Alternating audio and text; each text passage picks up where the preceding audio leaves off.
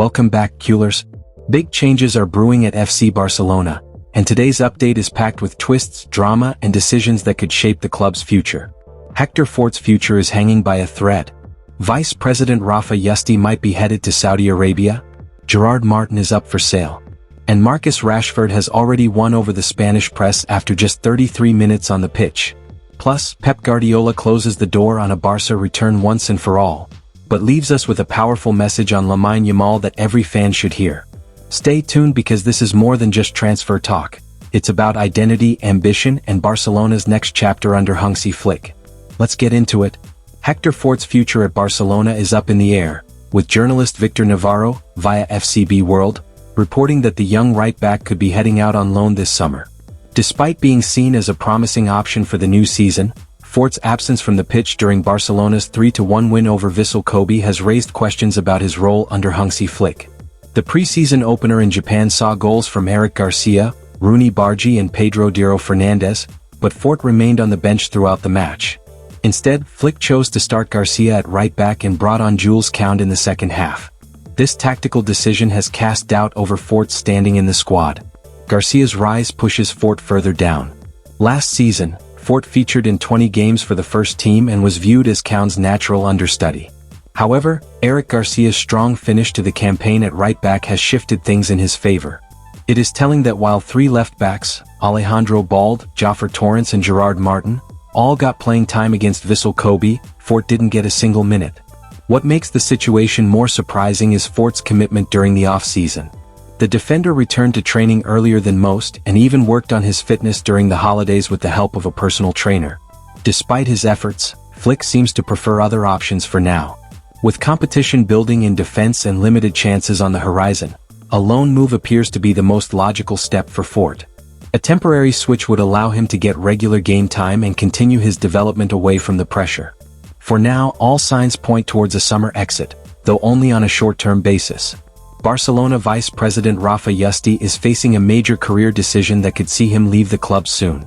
According to Mundo Deportivo, Yuste is being strongly considered for the role of CEO at the Saudi Arabian side Al Nassr. In fact, he is expected to return to Barcelona just a day after the friendly against Vissel Kobe in Japan, but that return might be short-lived. Two tasks at hand. The outlet mentions that his comeback has two key reasons behind it. Firstly, Yuste will help sporting director Deco with player transfers, offering guidance and support as the summer window heats up. But the second and more crucial reason is that his return may signal the beginning of his exit. Sources inside the club believe Yuste is close to accepting Al Nassr's offer, a move that comes with great financial rewards and professional recognition. As such, President Joan Laporta is reportedly not standing in the way of the potential move. Yuste and Laporta have shared a close friendship since childhood, and there is mutual respect between them. The final decision now lies with Yuste himself, who is currently weighing the benefits of the Al Nassr offer against his loyalty to Barcelona and his strong relationship with Laporta. Joan Soler lined up as replacement. Should Yuste decide to make the move to Saudi Arabia, Barcelona already have a possible replacement in mind. Joan Soler, the current sporting director, is seen as the favorite to step into the role of vice president of sports. This is not the first time Soler has been in contention for the position. Last season, he was already being considered for the role when there were talks of Yuste shifting to the marketing department after Julie Guiu's resignation. Although that change never happened, it shows the trust the board has in Soler to take on a bigger responsibility if needed. How the Spanish press reacted to Marcus Rashford's Barcelona debut. From the first moment, Marcus Rashford's debut in a Barcelona shirt wasn't just another preseason run-out. It felt like the beginning of something big. Less than a week after arriving from Manchester United, with 0 training sessions under his belt, Rashford was thrown into action by Hansi Flick. And the gamble? It paid off. The English forward played just 33 minutes in Barca's 3-1 victory over Vissel Kobe in Japan, but it was more than enough to make an impression. Rashford immediately looked comfortable, sharp, and confident, linking up well with his new teammates and creating the move that led to Lewandowski's assist for the third goal. He even had a moment in the box where he could have earned a penalty, but more importantly he showed glimpses of the Rashford that many Manchester United fans feared was lost forever. And it didn't go unnoticed. The notoriously critical Spanish press, who don't hand out praise easily, had some glowing things to say. Mundo Deportivo wrote that Rashford showed his class from the first moment, and highlighted how he didn't need to rely on his strength or physical presence. Instead, it was all about positioning, awareness, and finesse. In short, Rashford didn't force it, he just fit in. He tracked back, supported defensively, and contributed in a way that felt complete, balanced, and most of all, hungry. They wrote, "He didn't score, but that was the least of it. He lived up to expectations." The English striker didn't need to impose his prodigious physicality, his towering height. He simply displayed his class across the pitch. He did so from the first moment. He was attentive to his tackles and defensive assists, one of the aspects the staff wants to strengthen. Rashford wasn't guilty of being an individualist. He avoided it, although he did lead offensive plays. El Pius acknowledged that Rashford's fitness had to be managed but deemed the overall performance acceptable, despite the lack of consistency which can be built in the preseason. Ole praised Rashford's constant runs down the left, noting his contribution in the passage of play, which eventually resulted in Barcelona scoring their third. El Heraldo also pointed out Rashford's attacking endeavor, which led to Barcelona creating dangerous scoring opportunities, with the forward eager to impress. La Prensa ran a picture-only blog with notable moments from the blog, and Rashford made it on that one with the outlet writing, "Rashford had plenty of time to show off his class on the pitch, a distinctive performance that Flick appreciated." Man United fans would have predicted it. The obvious caveat is that it's just the first game, that 2 in Japan against Vissel Kobe, but Rashford's encouraging performance was along the expected lines. When he's on it, Rashford is one of the most thrilling players to watch in world football, so his good displays at Barcelona won't surprise anyone. Manchester United fans are watching Marcus Rashford with a mix of pride and pain. There's a quiet, bittersweet what if lingering in the air. What if things had been different? What if Old Trafford had remained his stage? But deep down, most know the truth. That version of Rashford, the one full of fire and freedom, wasn't coming back in Manchester Red. At Barcelona, he already looks reborn. There's belief around him. He's backed by a manager who trusts his instincts. He's supported in ways he hadn't felt in years. And as he gets sharper with game time and builds chemistry with his new teammates, he'll only get better from here.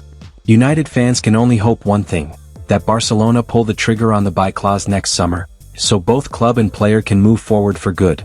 Meanwhile, behind the scenes in Catalonia, Barcelona's transfer team is deep in the trenches. Yes, Pau Victor's departure went through without a hitch. Yes, Pablo Torre made his move to RCD Mallorca. But that's where the smooth sailing ends. The club urgently needs to create space and generate cash, with the registration clock ticking. Unfortunately, key exit operations are proving complicated. Take Marc-Andre ter Stegen, for example. His exit, already sensitive, is now tangled up in a messy post-surgery situation. There's uncertainty, delays, drama. Then there's Oriol Romeu, whose potential transfer is hitting unexpected roadblocks, turning what was meant to be a routine exit into a tense negotiation. And still, Barca are looking for more ways to balance the books. One name now on the chopping block? Gerard Martin.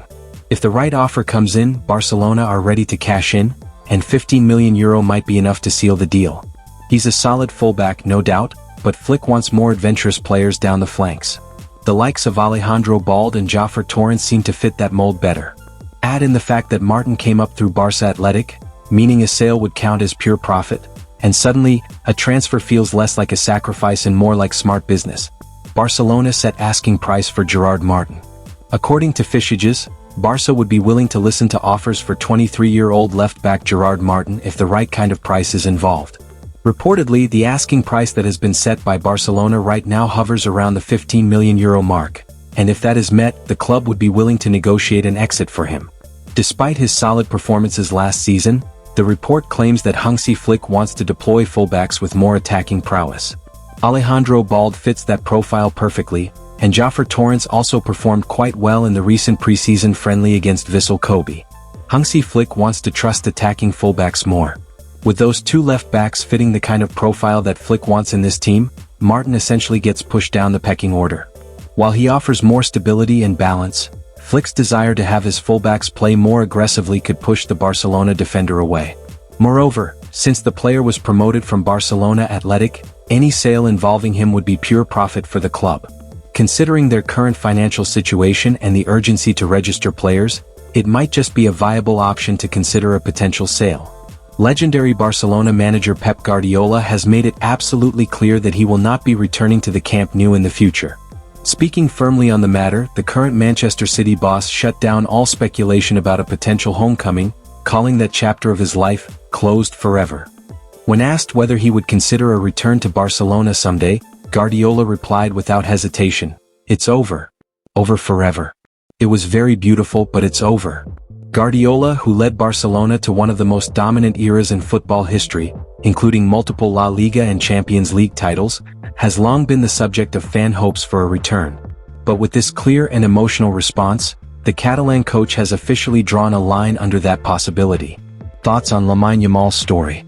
While closing one door, Guardiola opened another, this time about Barcelona's young sensation Lamine Yamal. The teenager has been drawing comparisons to Lionel Messi, especially after taking over the legendary number 10 shirt. However, Guardiola believes it's far too early to make such claims. Quoted by Fabrizio Romano, Guardiola said, "We should let Lamine Yamal carve his own path, and when he plays for 15 years, we can say whether he's better than Messi or not." Far from criticizing the hype, Guardiola actually sees the comparisons as a compliment to Yamal's raw talent and potential. The fact that he is compared to Messi is in itself a huge deal.